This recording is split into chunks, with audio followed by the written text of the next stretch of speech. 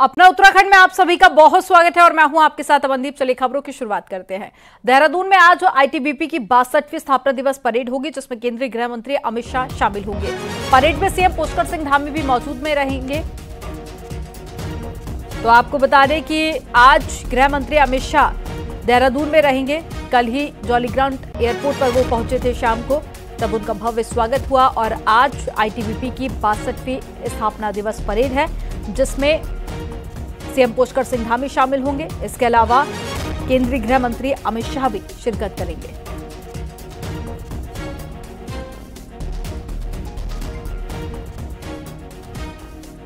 तस्वीरें आपको दिखा रहे हैं, देखिए तैयारियां पूरी हो चुकी हैं और आज आईटीबीपी की 62वीं स्थापना परेड होनी है। केंद्रीय गृह मंत्री अमित शाह शामिल होंगे और साथ ही ये तस्वीरें आपको दिखा रहे हैं, देखिए लोगों के पहुंचने का सिलसिला शुरू हो चुका है और अब से कुछ ही देर बाद कार्यक्रम की शुरुआत भी हो जाएगी। तो आज कुछ बड़े ऐलान भी अमित शाह यहां से कर सकते हैं। तो उत्तराखंड का दौरा बेहद खास माना जा रहा है अमित शाह का, और साथ ही कल की वो तस्वीरें भी हमने आपको दिखाई जब उनका भव्य स्वागत किया गया था। और ये तस्वीरें आप देखिए, कुछ ही देर में परेड की शुरुआत की जाएगी। ज्यादा जानकारी के साथ में भारती सकलानी देहरादून से लाइव जुड़ गए हैं। भारती, किस तरह की तस्वीरें और कितनी देर में केंद्रीय गृह मंत्री अमित शाह कार्यक्रम स्थल पर पहुंच जाएंगे?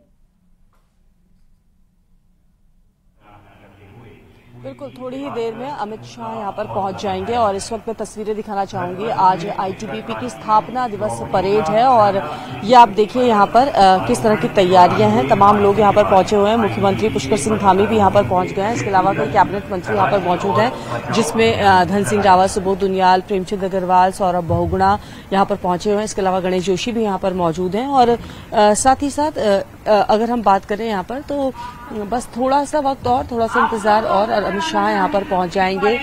कई कार्यक्रमों का भी यहां पर आयोजन होने जा रहा है और उसकी तैयारियां पूरी हैं। बिल्कुल भारतीय, तस्वीरें आप दिखाते रहिए और किस तरह की यहां पर तैयारियां की गई हैं, क्योंकि आज कई बड़े मेहमान इस परेड में शामिल होंगे, खास करके केंद्रीय गृह मंत्री। और साथ ही उत्तराखंड की अगर बात कर ले तो उत्तराखंड के भी कई बीजेपी के बड़े नेता यहां पर पहुंचेंगे, खुद मुख्यमंत्री भी यहां पर पहुंचेंगे। तो ऐसे में किस तरह की तैयारियां की गई हैं? देखिए, आईटीबीपी की ये स्थापना दिवस परेड है जो कि आज होने यहाँ पर जा रही है। वैसे 24 अक्टूबर जो स्थापना दिवस रहता है वो दिन रहता है यहाँ पर, जब आईटीबीपी की स्थापना यहाँ पर हुई थी 24 अक्टूबर के दिन। लेकिन अगर हम आज की बात करें तो ये स्थापना दिवस परेड यहाँ पर हो रही है और वो तमाम लोग यहाँ पर पहुंचे हुए हैं जो आईटीबीपी का हिस्सा है, उनके परिवार के सदस्य यहाँ पर मौजूद हैं। केंद्रीय गृह मंत्री अमित शाह थोड़ी ही देर में यहाँ पर पहुंचने वाले हैं। मुख्य अतिथि के तौर पर वो शिरकत कर रहे हैं आज स्थापना दिवस परेड में। इसके अलावा मुख्य सचिव यहाँ पर पहुंच चुके हैं, साथ ही साथ डीजीपी उत्तराखंड वो यहाँ पर पहुंचे हुए हैं। और आज का दिन बेहद खास है आईटीबीपी के लिए। कई कार्यक्रम भी यहाँ पर आयोजित होने जा रहे हैं।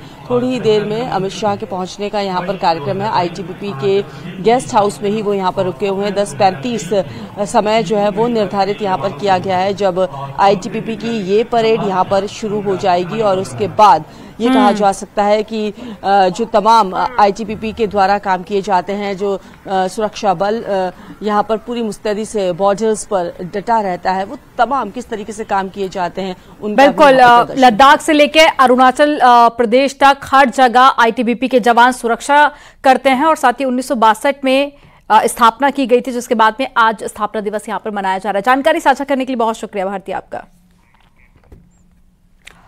और चलिए रुक करेंगे अगली खबर का। देहरादून में गुरुवार को ज्वेलरी शोरूम में डकैती की घटना पर सीएम धामी ने नाराजगी जताई। सीएम धामी ने डीजीपी, एडीजी और साथ ही आईजी और साथ ही एसएसपी देहरादून को तलब किया है। मामले के खुलासे को लेकर सीएम धामी मीटिंग लेंगे। आपको बता दें कि कल राज्य स्थापना दिवस था और ऐसे में कई भारी पुलिस फोर्स और साथ ही इंटेलिजेंस की टीम देहरादून में थी और उसके बावजूद भी कल इतनी बड़ी घटना हो गई। वहीं मामले का एक बिहार कनेक्शन भी निकलकर सामने आया। कर्मचारियों से पूछताछ में पता चला कि डकैत की आपस में बातचीत बिहार की लग रही है और इसके साथ ही जिस पैटर्न पर देहरादून में डकैती की गई, उसी पैटर्न में दूसरे राज्यों में भी डकैती डाली गई है। अब यह भी कहा जा रहा है कि इनमें से एक आरोपी बिहार की जेल में है।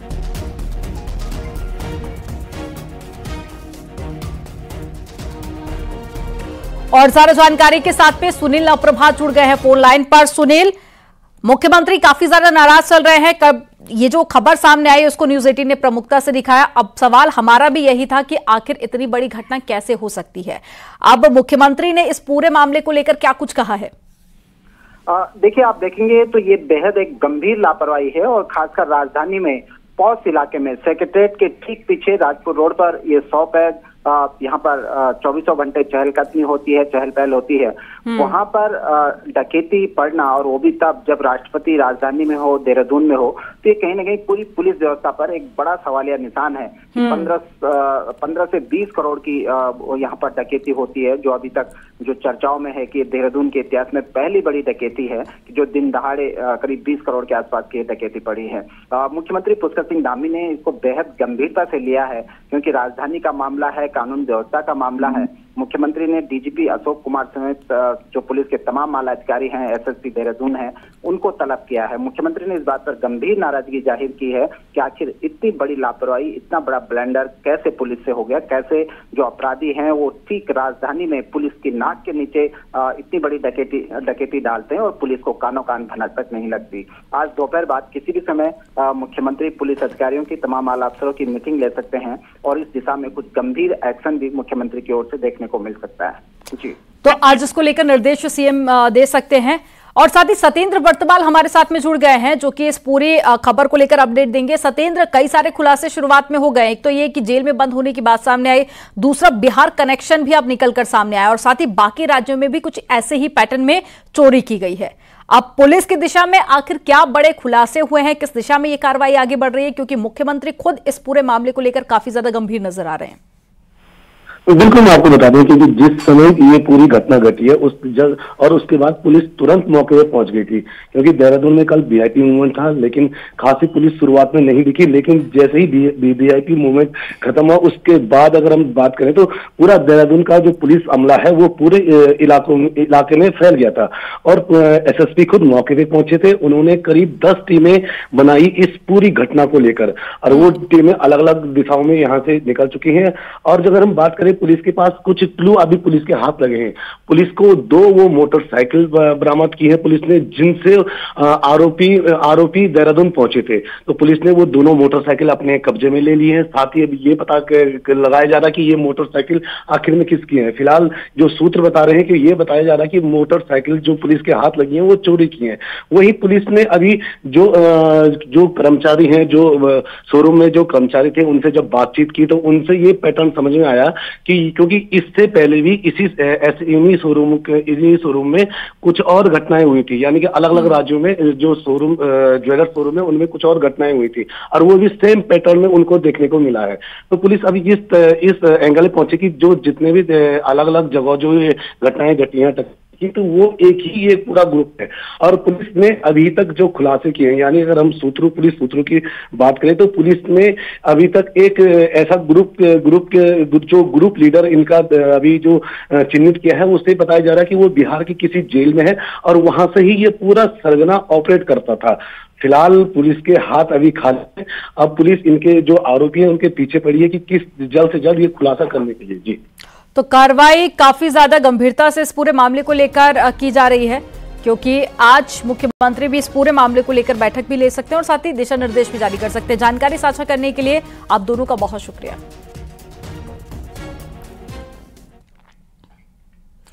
उत्तराखंड के कई जिलों में आज बारिश की मौसम विभाग ने संभावना जाहिर की है। मौसम विभाग ने हल्की बारिश का अनुमान जताया। उत्तरकाशी, चमोली, रुद्रप्रयाग, बागेश्वर और साथ ही पिथौरागढ़ में भी बूंदाबांदी हो सकती है, जबकि देहरादून और हरिद्वार में सुबह से ही बादल छाए हुए हैं। कल उच्च हिमालयी इलाकों में भी बर्फबारी हुई थी।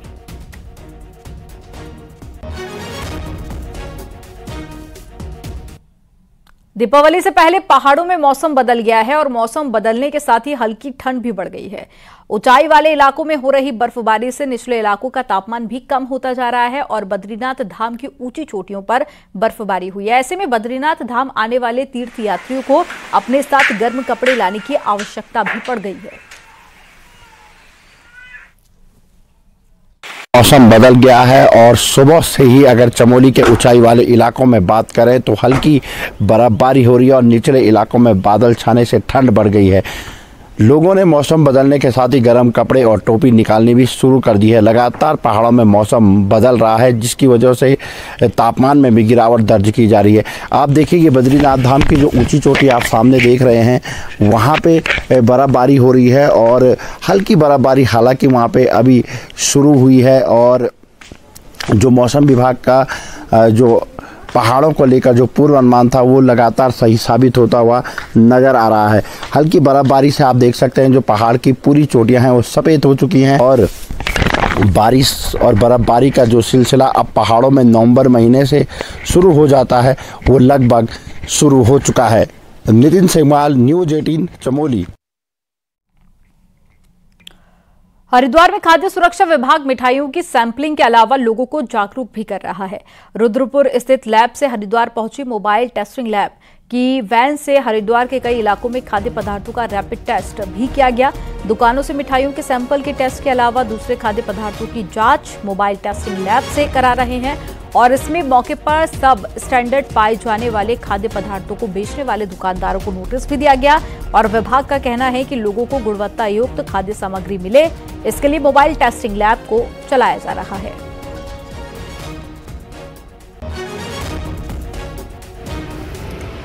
इसका मौके पे ही खाद्य पदार्थों की जांच, प्राइमरी जांच जिसे कहते हैं, करने के लिए हमारा टेस्टिंग चल रही है, जिसमें कि हम लोगों ने आज 33 सैंपल जांच कर लिए हैं, जिसमें कि लगभग सही पाए गए, सिर्फ 2 सैंपल सब स्टैंडर्ड पाए गए, जिसमें स्टार्च की मात्रा पाई गई है। देश भर में आज धनतेरस का पर्व मनाया जा रहा है। कार्तिक कृष्ण पक्ष की त्रयोदशी तिथि को धनतेरस का त्योहार मनाया जाता है और इसी दिन से दिवाली के 5 दिन के पर्व की शुरुआत हो जाती है। धनतेरस इस 5 दिवसीय पर्व का पहला दिन होता है।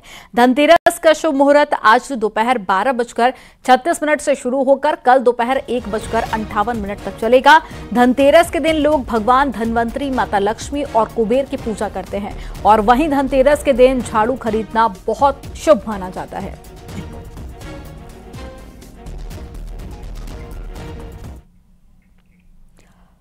पहाड़ अपनी संस्कृति, लोक मान्यताओं और रीति रिवाज, परंपराओं के लिए जाना जाता है। दीपावली पर लक्ष्मी जी की पूजा होती है, लेकिन पहाड़ों में गन्ने से बनी लक्ष्मी की होने वाली पूजा की अपनी अलग पहचान है। एक रिपोर्ट आपको दिखाते हैं।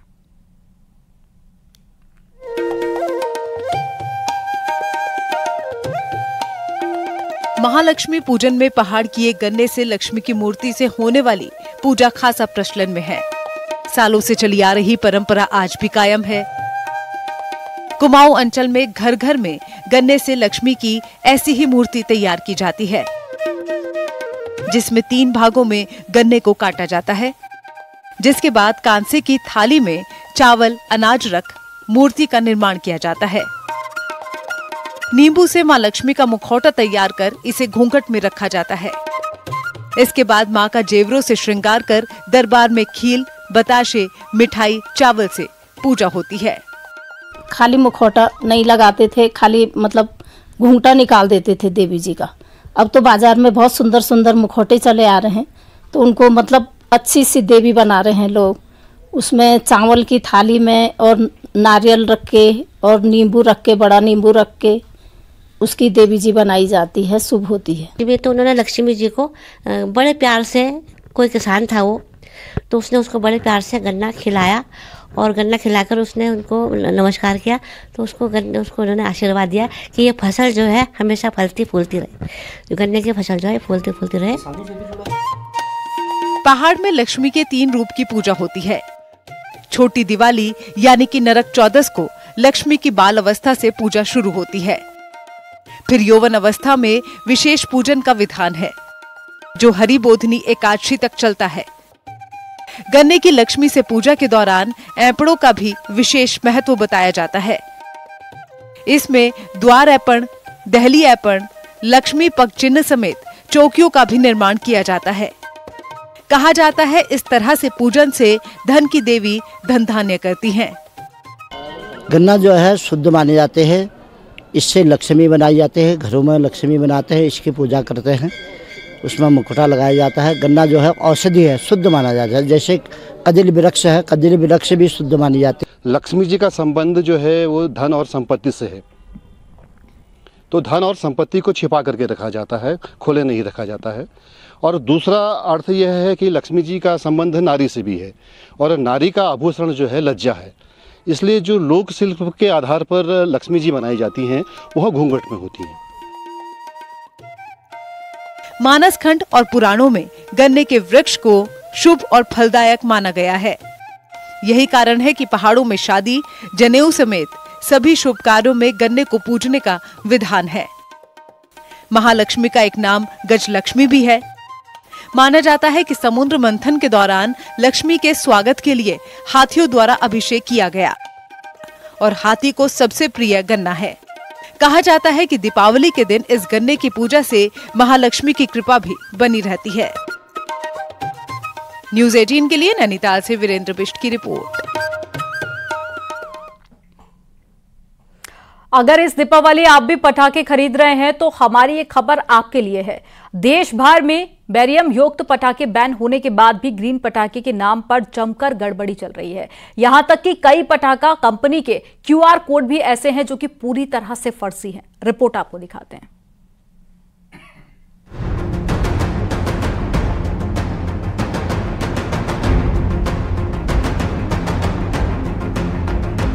प्रदेश में हर साल दिवाली पर अमूमन 1000 करोड़ के पटाखे बिक जाते हैं। लेकिन क्या आप जानते हैं कि जिन पटाखों को आप दीपावली के जश्न में शामिल करते हैं वो सुरक्षित हैं भी या फिर नहीं? इसका किसी को भी नहीं पता। दरअसल ग्रीन पटाखों को CSIR की national environment engineering research institute द्वारा सर्टिफाई किया जाता है, जिससे पटाखों की गुणवत्ता का पता चल सके। लेकिन कई कंपनी ऐसी हैं जो पूरी तरह से फर्जी QR कोड लगाकर पटाखे बेच रही हैं। कुछ कंपनी ने पटाखों के रैपर पर जो QR कोड दिए हैं उनमें ना आपको कोई जानकारी मिलेगी और ना ही वेबसाइट खुलेगी। हाँ जी मैम, जागरूक हो रहे लोग, स्कैन करके ले रहे हैं, सब खरीद रहे हैं, सब चेक करके ले रहे हैं। ऐसा कुछ नहीं है, सब आ रहे करा के हाँ जी ले रहे, ऐसी बात नहीं, कुछ नहीं है। वहीं आम जनता पटाखों के पैकेट पर QR कोड से पूरी तरह से अनजान है। लोग मानते हैं जो बजट में आया वो पटाखा खरीद लिया।